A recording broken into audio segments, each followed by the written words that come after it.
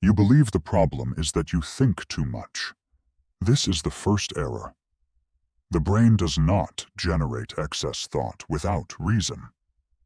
It does not malfunction without cause.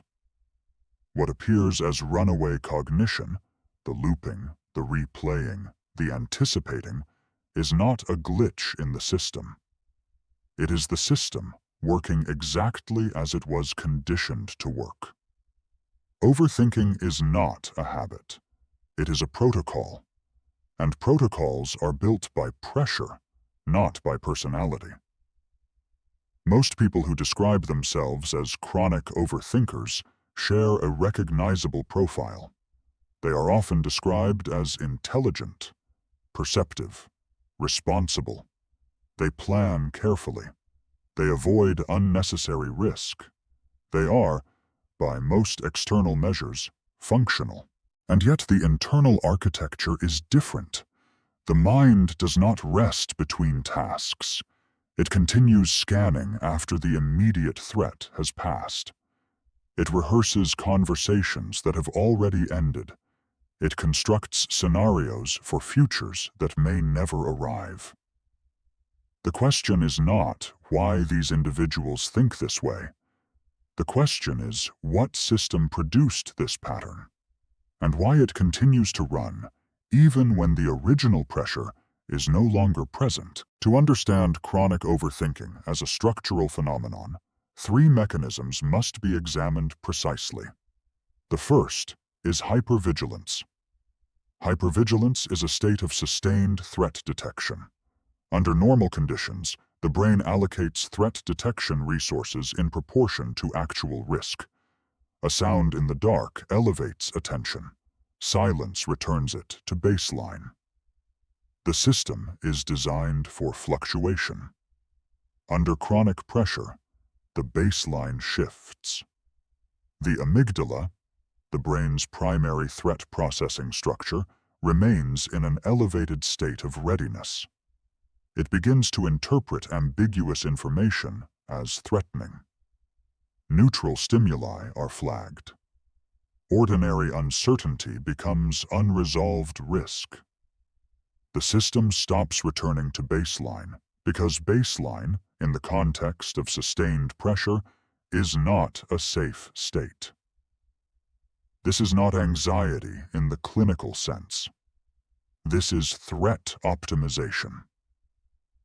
The brain has been trained by its environment to remain alert. The second mechanism is cognitive load accumulation. The prefrontal cortex, responsible for executive function, long-range planning, and the management of competing priorities, operates under finite metabolic resources. Under normal load, it processes decisions sequentially and efficiently. Under chronic load, it begins to carry unresolved items forward. Tasks that were not completed. Conversations that were not resolved. Futures that have not been secured. Each unresolved item consumes working memory. As working memory fills, the brain's capacity for clean decision-making decreases. What replaces it is rumination, the cognitive pattern of repeatedly returning to unresolved material in an attempt to reach closure that the environment is not providing. The third mechanism involves the default mode network. The default mode network activates during rest. It is the system responsible for self-referential thought, autobiographical memory, and imagined futures. Under ordinary conditions, this network generates creative thinking, long-term planning, and the mental modeling of social situations. Under sustained stress, the default mode network does not produce rest. It produces anticipation. The mind, left without a task to complete, does not relax.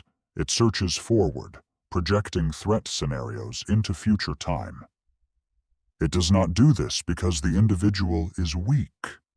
It does this because the environment has taught it that rest is not safe. The mind that never stops is not undisciplined. It is the product of an environment that never allowed stopping to be safe. Every adaptation has a cost. The system that produces chronic overthinking is not exempt from this principle. The most immediate cost is attentional narrowing. The brain, operating in sustained threat detection mode, reallocates cognitive resources away from expansive thinking. Creativity, exploration, and abstract reasoning become metabolically expensive. Threat assessment becomes efficient. The result is a mind that is simultaneously hyperactive and cognitively constrained, running at full capacity within an increasingly narrow corridor. Robert Sapolsky's research on chronic stress physiology offers a structural explanation. Organisms under sustained stress gradually shift from exploratory behavior to preservation behavior. This shift is not a psychological choice. It is a biological response to resource scarcity. The brain, like any biological system, allocates energy toward what the environment has repeatedly signaled as necessary. If the environment signals that the future is uncertain, the brain will not invest in the future. It will invest in the immediate.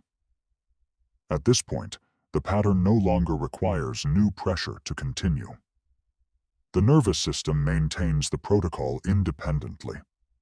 The second cost is temporal compression. Chronic overthinkers frequently report an inability to think clearly about the long term. Not because they lack intelligence, but because long-term thinking requires a degree of psychological safety that sustained pressure erodes. When the present feels unresolved, the future becomes inaccessible, not conceptually, but neurologically. The prefrontal cortex, taxed by present-moment threat management, cannot fully engage with planning beyond the immediate horizon. The third cost is what might be described as interpretive distortion. Under sustained hypervigilance, the brain begins to treat its own projections as data. Imagined negative outcomes feel like evidence. Rehearsed worst-case scenarios are stored with the same emotional weight as actual past events. The system cannot distinguish between a threat it has survived and a threat it has only imagined. This is not irrationality. It is the result of a nervous system that has learned to treat anticipation as preparation. The organism adapts to what the environment repeatedly demands. And when that environment consistently demands vigilance, the organism becomes vigilant, even in the absence of anything to be vigilant about. This pattern rarely stops at the level of thought. It extends deeper, into the body, into sleep architecture, into the baseline tension held in the jaw and shoulders at rest. If you are still here, the next layer becomes more specific. The structural mechanism of chronic overthinking does not remain internal. It surfaces in behavior, and it surfaces consistently across individuals with different histories, different circumstances, and different self-descriptions. The first pattern is decision paralysis under low stakes. The individual who has learned to treat uncertainty as threat does not apply that response selectively. The nervous system does not recognize the difference between a high-stakes decision and a trivial one. Both activate the same scanning protocol. Both generate the same anticipatory loop. Minor choices accumulate cognitive weight they do not objectively carry. The second pattern is retroactive analysis. Conversations are replayed after they have ended. Decisions already made are re-examined. The brain continues processing closed events as though they remain open. This is not obsession. It is the threat detection system searching for the error that might have been made, the one that could still generate consequences. These are not character flaws. They are They are efficient survival patterns produced by an environment that once required them. The third pattern is catastrophic projection. The mind, trained to anticipate, moves automatically toward worst-case outcomes. It does not do this to be pessimistic. It does this because the nervous system has learned that preparation for negative outcomes is more metabolically conservative than being caught without preparation. The fourth pattern is difficulty with rest. Individuals experiencing chronic overthinking frequently report that quiet moments are among the most cognitively uncomfortable. Silence activates the default mode network. And in a system wired for sustained alertness, the default mode network does not produce rest. It produces inventory, a review of all the things that remain unresolved. The fifth pattern is reduced tolerance for ambiguity. The overtaxed system does not respond well to open-ended situations. Not knowing, even temporarily, triggers a disproportionate activation of the threat response. The mind moves quickly to close ambiguity, sometimes prematurely, because ambiguity and threat have been conditioned to feel identical. The sixth pattern is interpersonal hyperreading. The social environment becomes an additional source of data to be scanned and interpreted. Tone of voice, slight delays in response, facial micro-expressions. Each becomes a potential threat signal. The individual is not paranoid. The individual is thorough. The system is doing what it was trained to do. The most efficient form of control is the one the organism learns to maintain itself. The environment does not need to continue applying pressure. The nervous system does it automatically.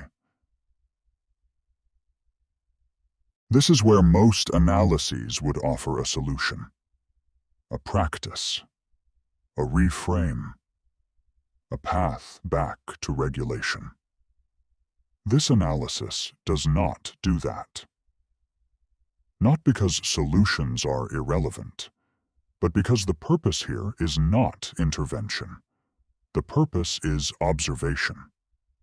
And what the observation reveals is a pattern so consistent, so structurally predictable, that it cannot be addressed by will alone. Because will is itself a product of the same prefrontal system that chronic pressure has already compromised.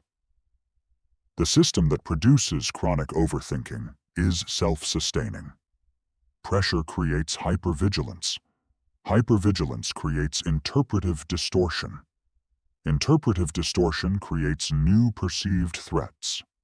New perceived threats sustain the pressure. The loop does not require an external source to continue running. It has, at a certain threshold of conditioning, become autonomous. Stability is not always produced by order. Sometimes it is produced by exhaustion. The loop continues not because it is useful, but because stopping would require resources the system has already consumed. This is not a failure of the individual. It is the predictable outcome of an organism that adapted successfully to sustained pressure, and then remained adapted after the pressure changed or disappeared. The nervous system does not automatically unlearn what it has learned. It does not reset because the environment has changed. It continues running the protocol because the protocol was effective, and because the system has no reliable mechanism to confirm that the threat is actually gone. What this produces, at scale, is a population of individuals who are externally functional and internally in a state of continuous vigilance. They meet their obligations, they manage their responsibilities. They appear from the outside to be coping.